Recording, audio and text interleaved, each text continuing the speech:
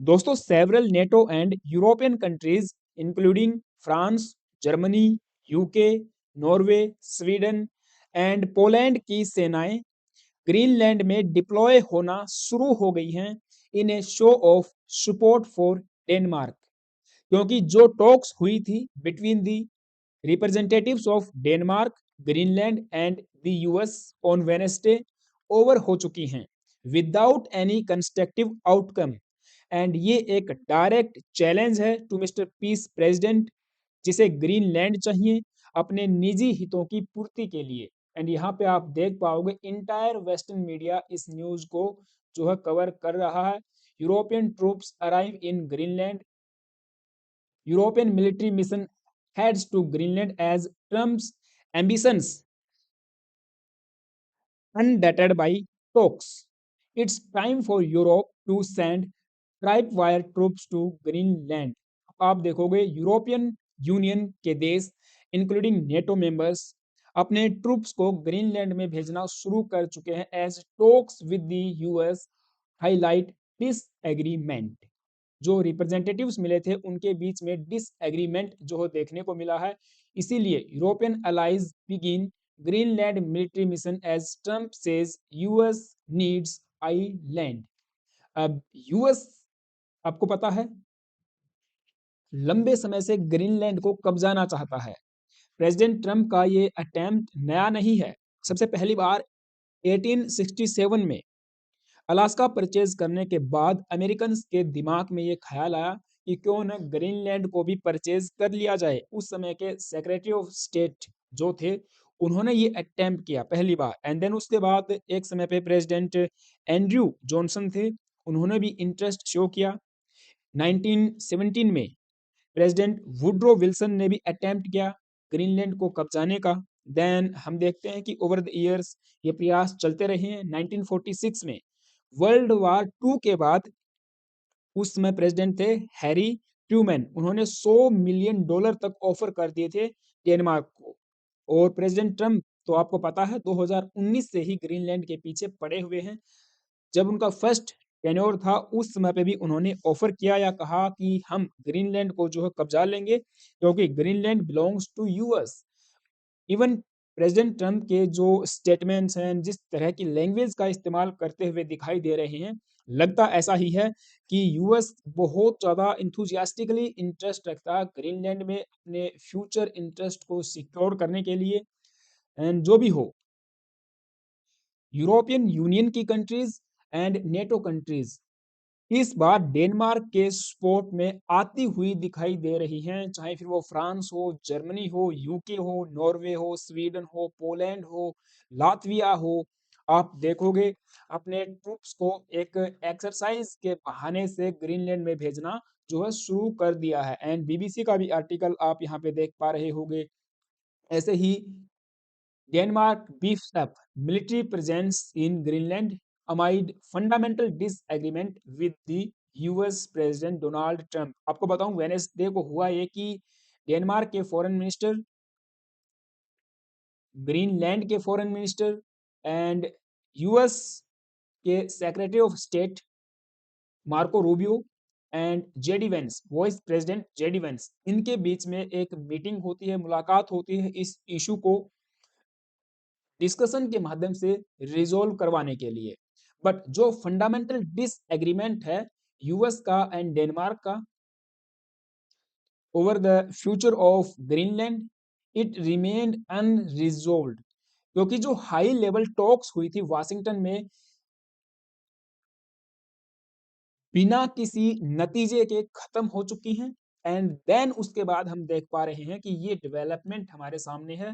NATO countries and European union की countries Greenland के spot में आके वहां पे अपनी मिलिट्री को भेज रही है। कुछ सोशल मीडिया पे ये भी चल रहा है कि वारशिप्स को भी डिप्लॉय करना शुरू कर दिया गया है इन कंट्रीज के अलावा। इसमें जर्मनी ने ज्वाइन किया है। Germany joins European partners with troop deployment to Greenland.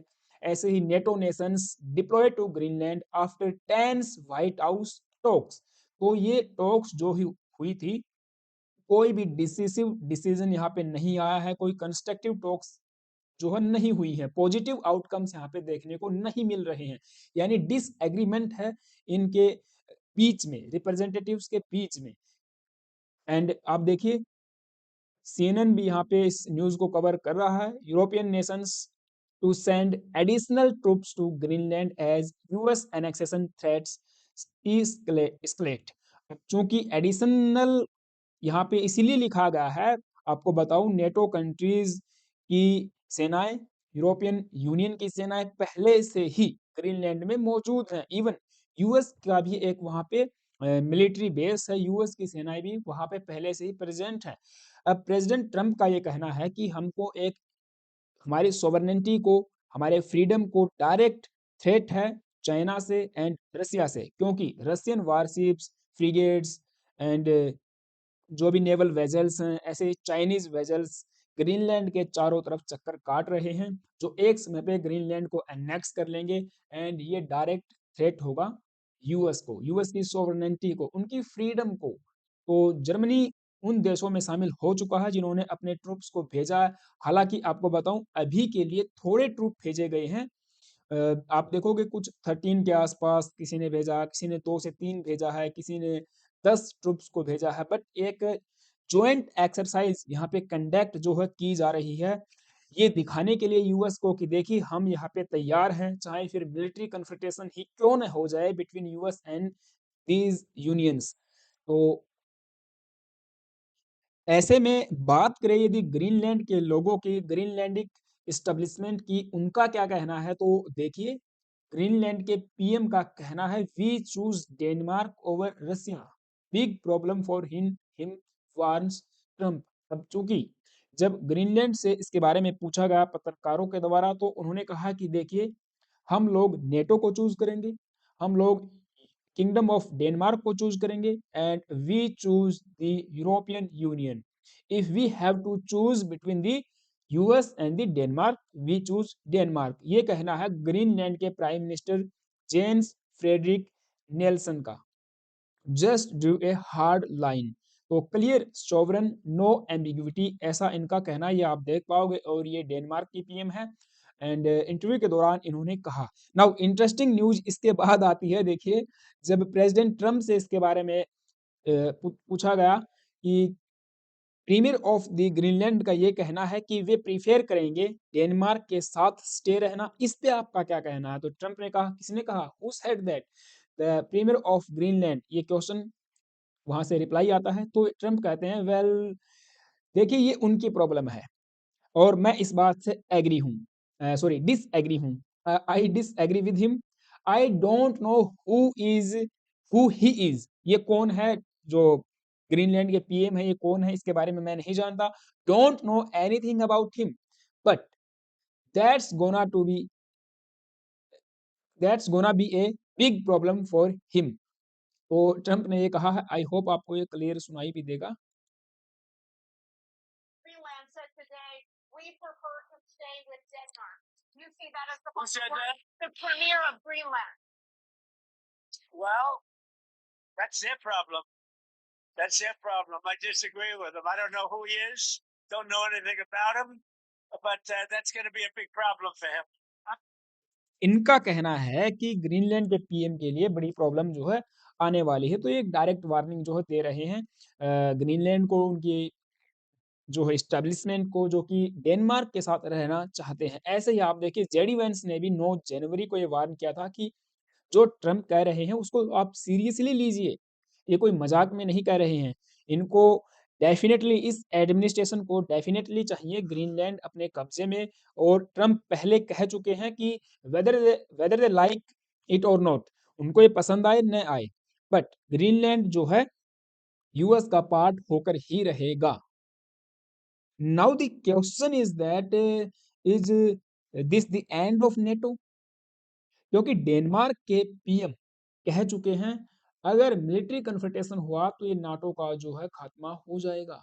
Denmark वांस forced US takeover of Greenland would be end of NATO. Formally ऐसा कोई आर्टिकल यहाँ पे लिखा नहीं गया है कि अगर मिलिट्री कॉन्फ्रंटेशन होता है नेटो कंट्रीज के बीच में, क्योंकि देखिए नेटो एक मिलिट्री संघ है, इनके आर्टिकल्स में लिखा गया है यदि किसी एक नेशन पे हमला, तो बाकी सभी नेटो कंट्रीज पे हमला माना जाएगा। नॉर्थ अटलांटिक अलायंस या नॉर्थ अटलांटिक ट्रीटी ऑर्गेनाइजेशन, तो इन देशों का आर्कटिक मिशन अब जो है शुरू हो चुका है ग्रीनलैंड को बचाने का। नव नेटो कंट्रीज में यदि हम कंट्रीब्यूशन की बात करें 2026 के अकॉर्डिंग, आप देखोगे सबसे ज्यादा कंट्रीब्यूशन पोलैंड कर रहा है, देन उसके बाद यूएस यहाँ पे करता है 3.38% ऑफ इट्स जीडीपी। सबसे ज्यादा पोलैंड आप यहाँ देख पाओगे, आई होप आपको ये विजिबल होगा, वरना मैं बोल के बताता हूँ। सबसे ज़्यादा पोलैंड अपनी जीडीपी का खर्च करता है, नेटो पे स्पेंडिंग करता है उसकी मिलिट्री बिल्डअप के लिए। एस्टोनिया 3.43%, फिर यूएस 3.38%, लातविया 3.15%, ऐसे ही ग्रीस है। एंड देन उसके बाद आप देखोगे तो इसके बाद आते हैं कुछ ऐसे ही European nations, Lithuania, Finland, Denmark and UK, Romania. तो ये सब देश अपनी जीडीपी का एटलीस्ट 2% या उससे ज्यादा ही खर्च करते हैं, लेकिन ट्रम्प का कहना है कि आप इस स्पेंडिंग को भी जो है बढ़ाइए, यूएस के भरोसे मत बैठे रहिए, यूएस आपको बचाने नहीं आएगा। क्योंकि ट्रम्प के हिसाब से सबसे ज्यादा खर्च ट्रम्प ही करते हैं। यूएस ऑब्वियस सी बात है, उनकी जीडीपी ज्यादा है, तो आप देखोगे यूएस की जीडीपी और पोलैंड की जीडीपी में काफी बड़ा अंतर है, तो ये पैसा ज्यादा है। परसेंटेज भले ही कम हो, बट पैसा स्पेंडिंग यूएस की ही ज्यादा रहती है ओवरऑल टर्म्स में अगर देखा जाए तो। सो फिलहाल के लिए ऐसा लगता नहीं है कि ये नेटो खत्म हो जाएगा, बिल्कुल टूट जाएगा, यूएस इससे अपने आप को बाहर कर लेगा, या फिर कुछ मिलिट्री कन्फ्रंटेशन हो जाएगा नेटो कंट्रीज के ही बीच में, जहां एक तरफ यूरोपियन यूनियन लड़ेगा और एक तरफ यूएस लड़ेगा ग्रीनलैंड के लिए। तो अभी देखना ये होगा कि ये जो एक्सरसाइज की जा रही है, जिसका नाम यहाँ पे इन्होंने रखा आर्कटिक एक्सरसाइज, सो ये मेरी तरफ से था। जो भी डेवलपमेंट ग्रीनलैंड को लेकर आई है, आप सबका क्या ओपिनियन है मुझे कमेंट बॉक्स में गाइस जरूर बताना। चैनल पे नए आए हो प्लीज एक सब्सक्राइब करना, वीडियो अच्छी लगी तो एक लाइक कर सकते हो, शेयर कर सकते हो। मेरे लिए कोई सुझाव है तो कमेंट बॉक्स में बता सकते हो। Thank you, have a nice day, stay tuned and stay with us.